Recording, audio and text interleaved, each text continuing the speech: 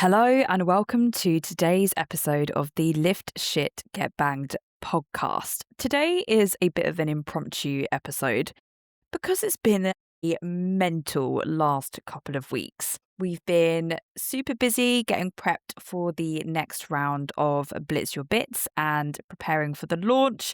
I hope you guys have seen some of our crazy content this week. We've got many more videos to come. If you haven't, or you don't follow us, what are you doing?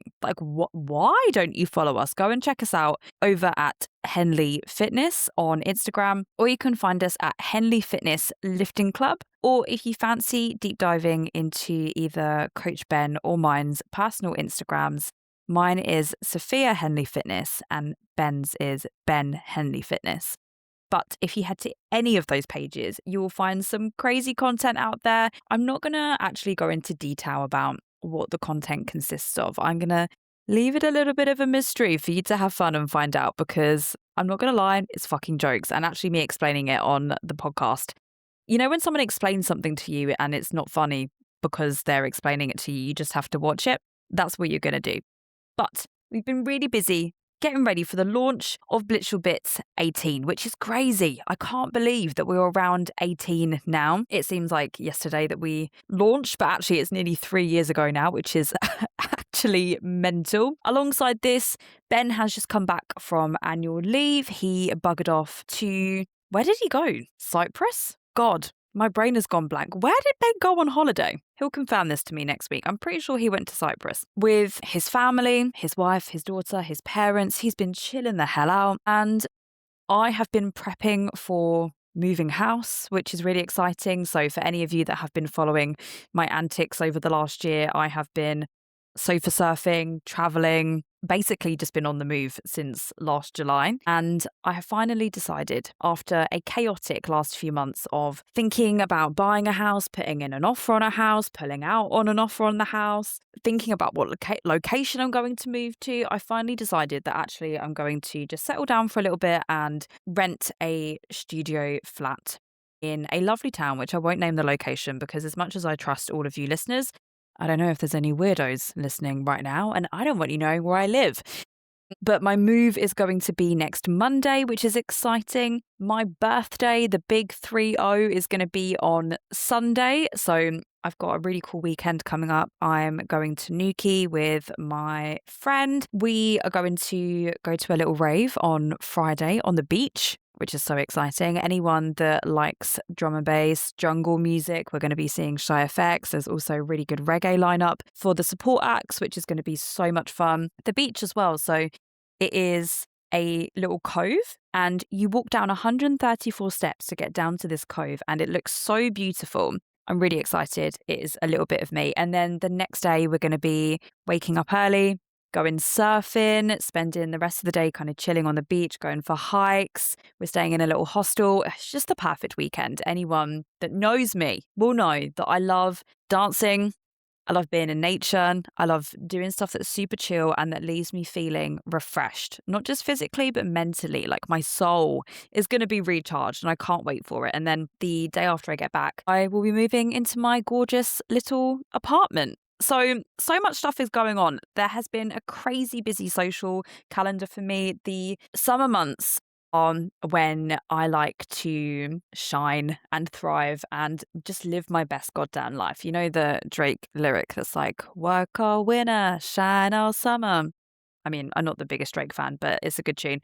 But I love just to pack my calendar out with so many socials and make the most of the sun and see my friends and just enjoy it. And my last few weekends have been crazy busy. I've been doing so much driving. I've been seeing everybody, which has been amazing. But I'm also really tired, and it's meant that every single weekend has been jam-packed. So it's been a busy one. But as we do at Henley Fitness, we crack on with things imperfectly. And today's episode is going to be a bit of a winging it.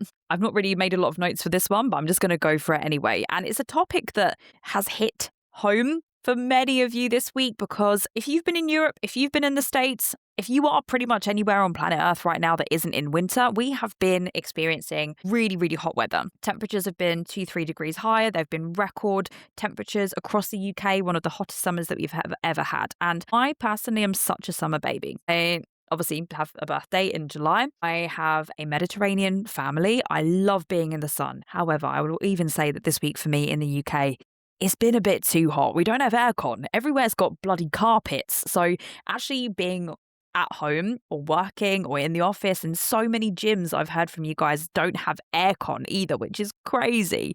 So it makes actually coping in the heat feel really challenging. And I know so many of you have been feeling really wiped out, really drained. It's been impacting people's sleep. And I'm going to go through a couple of top tips today so that we can survive the heat wave together and make sure that we can still pursue with our goals. So whether you are pursuing fat loss at the moment, whether you're on a muscle building journey, or whether that is simply being consistent. So I'm going to share a couple of the quote unquote welfare check tips that Rachel left over in the Henley Fitness Lifting Club page. And she said, if you are at home, tapping into things like having more ice lollies, having regular cold showers, having a wet flannel in the fridge, and slapping it on your neck throughout the day. Little tips just for navigating at home and surviving. My personal one, I put a bag of peas under my feet this week whilst I was working. So anyone that's spoken to me on a call this week, if you're with me in the live call, if you have checked in with me this week, please know that I was typing away to you with an entire bag of peas underneath my toes. From a very practical level, in terms of training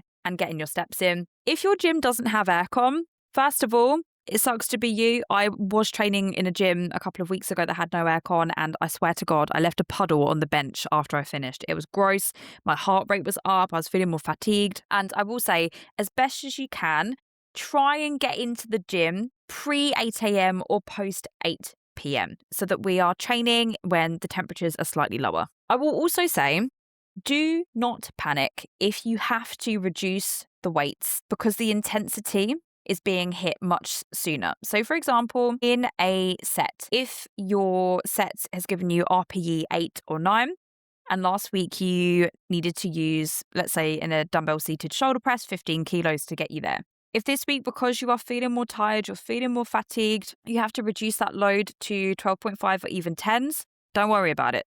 Take the weight down and focus on actually hitting the RPE and the intensity of the movement, no matter what weight you are using. I'd also recommend to increase your rest periods as much as you need to. So going up to 2 minutes if your rest period is 1 minute, just to give yourself a little bit more breathing room and let your heart rate come down a little bit as well. Your performance may naturally dip, and that is completely okay. So really work with the RPE as opposed to beating yourself up because you can't hit the weights that you did previously. If you are a cardio queen or king and you are somebody that runs, it might be worth swapping your outdoor runs for an indoor treadmill run or getting your cardio sessions done on the cross trainer, the elliptical, the rower, God forbid the Stairmaster, if you do have an air-conditioned gym. Tip number 3, and this is also for the guys and girlies that do have air conditioning, for your steps, use the aircon and get your steps done on the treadmill. This is something that I generally recommend anyway, so before and after your training session, just doing a 10-minute session on the treadmill to get yourself warmed up and cool down. It's a really easy way to increase your steps without actually adding too much time to your day. You're already in the gym and you can incorporate it as part of your workout. So you're literally spending 10 minutes on the treadmill before you train, 10 minutes after you train, and bosh, you've got a good 20 minutes of steps in there, and you can do it within an air-conditioned environment. Before you train, it may be worth adding in electrolytes if we are sweating a lot. If you're feeling like a little dehydrated prune this week, which I definitely have been, the idea is that we want to stay on top of hydration. So not waiting until you're thirsty to drink. It might mean drinking more than usual, and yes, potentially incorporating electrolytes as well. So when I'm talking about electrolytes, I swear to God, are the biggest scam in the health and fitness industry when it comes to actually needing to supplement them through a product. Okay, so when we're referring to electrolytes, what we're actually talking about is the minerals that we consume through being hydrated. So sodium, potassium, magnesium, and calcium.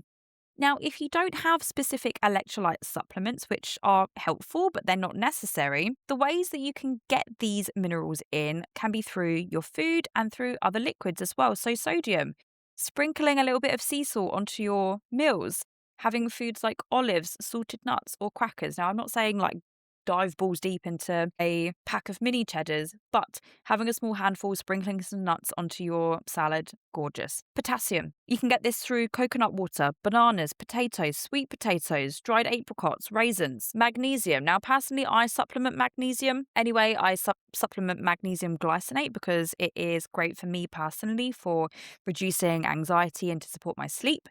But if you don't already supplement magnesium, you can get magnesium through nuts, seeds, oats, and also dark chocolate. Calcium, we can get this one through dairy products, cheese, milk, and a really cool little concoction if you want to create an electrolyte drink is taking some sparkling water, which has lots of minerals in sparkling water, adding in some coconut water, adding in some orange juice, and then a little sprinkle of sea salt, and you have just created yourself a gorgeous, refreshing electrolyte drink with added vitamin C. And I promise you, I've probably saved you about 20 quid there on supplements that you didn't need to buy. And I'm completely digressing here, but this does go for supplements as a whole. The term supplement, remember, is a supplement to your diet. And what we actually want to be looking for is how we can incorporate those vitamins and minerals through your food consumption itself. Now, this can be a little bit trickier if you are vegan, if you have allergies or intolerances, or there are certain foods that you can't eat for any particular reason. However, if you are able to eat a balanced diet, we can do it mostly through the foods itself and saving money on actually having to supplement with those things. And this goes for protein as well. There's so much in saying that protein powders and protein bars and protein yogurts can be so helpful to top up the numbers and get you into a good flow of eating protein. But honestly, the best way to do it is by getting in your protein through lean protein sources, chicken, fish, soy products, beef, beans, and pulses. You'll get a complete range of proteins and you'll be saving shit tons of money. Anyway, I completely digressed here. Going back to top tips in the heat wave. Steps. Same here. If you are getting really fucking hot and normally you go out for a lunchtime walk, as I normally do to break up my day, it might mean wiggling around your routine this week and walking either before the heat increases, so before 8 a.m, or alternatively after the heat drops down a little bit, so after 8 p.m. I just spoke about ways that we can get in steps at the gym, but also know that you might want to dip in some home step workouts if you've got aircon or if you've got a fan indoors. I always recommend Get Fit with Rick, which is a follow along step tutorial on YouTube. I think he's probably one of the least cheesy ones. So, I mean, he does have some cheesy songs on there, but he's really, really great. And you can choose a video, for example, do 15 minutes of steps and aim for roughly 3,000 steps, or there's certain music that you can work to, certain tempos. So go and check it out. It is Get Fit with Rick on YouTube and it's all free as well. So really, really good home step workouts that you can do. Or if you do have the blessing of having a walking pad at home, which I normally do, but where I've been on the go recently, mine is in storage somewhere. But if you do have the blessing to have a walking pad, get yourself on the walking pad, get yourself a cold flannel, as Rachel suggested, slap it on your head and get your fan on you as well. And you can even double up and Netflix at the same time. So I don't want to hear any excuses that we're not hitting our steps this week because of the heat. We've got loads of options to support you here. Now, a little caveat for all of you guys that are going through fat loss at the moment. If you're in a Cali D, if you are tracking calories and that is your end goal, do not be surprised if the scales jump up and down a little bit over the next few days or weeks. With the heat, your body does naturally hold on to a lot more water and you'll likely be drinking more fluids and your electrolyte balance shifts as well, as we just spoke about. So this isn't going to be body fat bouncing up and down. It is going to be your body just doing normal things, holding on to more water retention.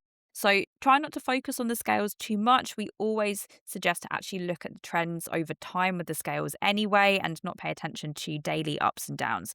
And this is because the scales themselves do not just represent the fluctuations of body fat, but they also include water retention, your hormones, and your cycle, so where you're at in your cycle. They also take into consideration inflammation. That includes inflammation of your muscles post-training. Also, your food mass. So if you've eaten a big meal, if you need to poop, like there are so many different things that actually impact those daily fluctuations. And if we see a sudden spike or a sudden drop, that is never an indicator of I've very suddenly dropped X amount or increased X amount of body fat overnight. That is going to be the case of we've got multiple moving parts here that can affect those numbers. So in short, I would suggest to you guys, with global warming, apparently, this is us now going ahead. Okay, it's going to be fucking hot for a while, definitely for the next few months as we move through the rest of summer. And by the sounds of things, across the next few years, it's only going to get worse. So, you guys that thrive in the summer, brilliant. You guys that thrive in the winter, I'm sorry. Okay, this is what we're dealing with, apparently. And I'm not saying that it's going to be perfect. We might not have the best sessions. We might not be hitting amazing PBs. We might not be feeling our highest energy. But what is so important is that we don't let these hurdles completely knock us off, because we can go into the next few months of knowing it's going to be hot and say, oh, fuck it, I can't do this. This is too much for me. I can't be perfect. So what's the point? Or we can say, you know what, across the next few months, I might have to drop my weights a little bit. I might need to wiggle around my walk times, even if it doesn't feel great, even if it's not my perfect, ideal, optimal routine. I might need to wiggle around my gym workouts. Something else I didn't add in here as well is that if you train from home, like get yourself a good home setup sorted now. Get yourself a fan, get yourself a cold flannel, get yourself an ice pack that you can pop on your back. It might even look like training outside. This is something that I did in lockdown all the time, and I would get up super early, make sure that I got in a workout outside before 7 a.m. because after like 9, the sun would come round and that was it. I'd be screwed for the rest of the day.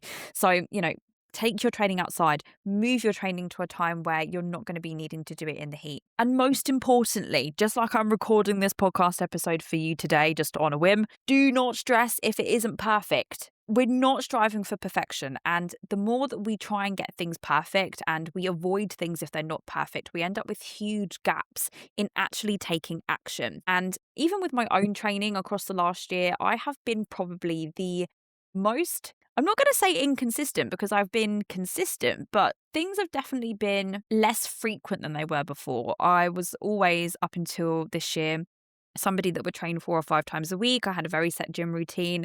But because I've been on the go so much, some weeks I have just trained twice. I've had to wiggle around my sessions so much. I've been training at home. I've been training at other people's houses. I've trained in probably like 10 to 12 different gyms across the last few months. I've been, operating and using different equipment. And if I hadn't have done that over the last year, I wouldn't have trained at all. So let this almost be a reminder to you that we really don't have to be doing things perfectly to get shit done, and actually cracking on imperfectly is how we can stay consistent and how we can keep showing up and just adapting and wiggling things around as opposed to letting it become a hurdle.